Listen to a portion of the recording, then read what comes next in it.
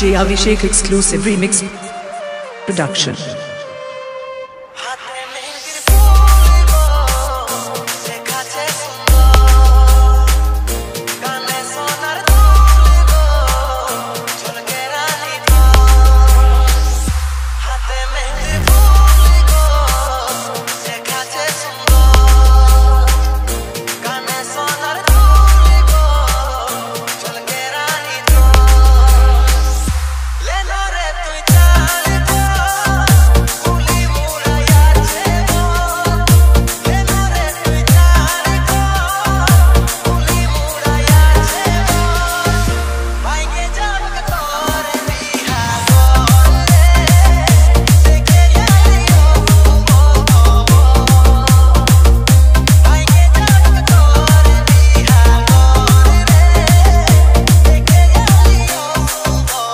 DJ Abhishek Bokaro।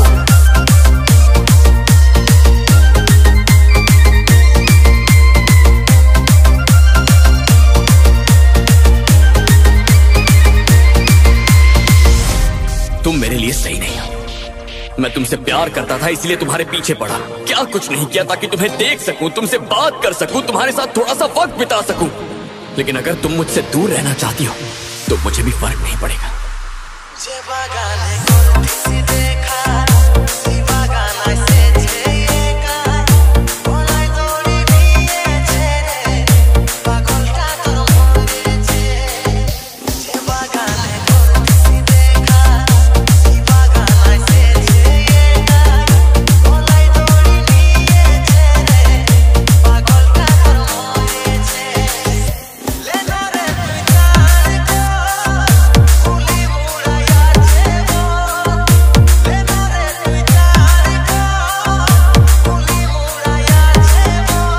DJ Abhishek Bokaro।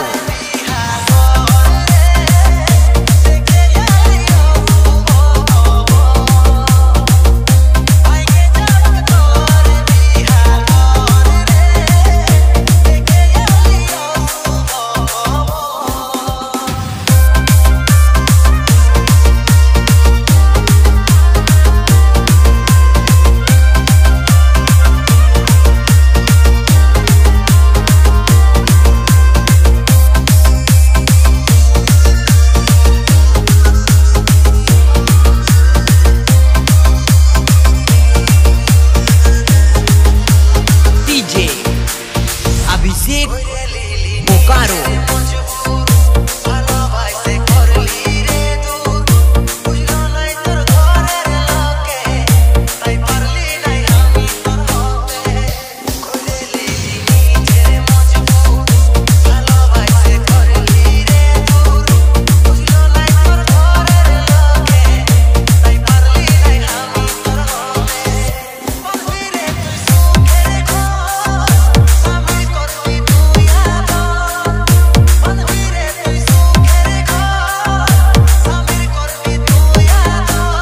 DJ Abhishek Bokaro।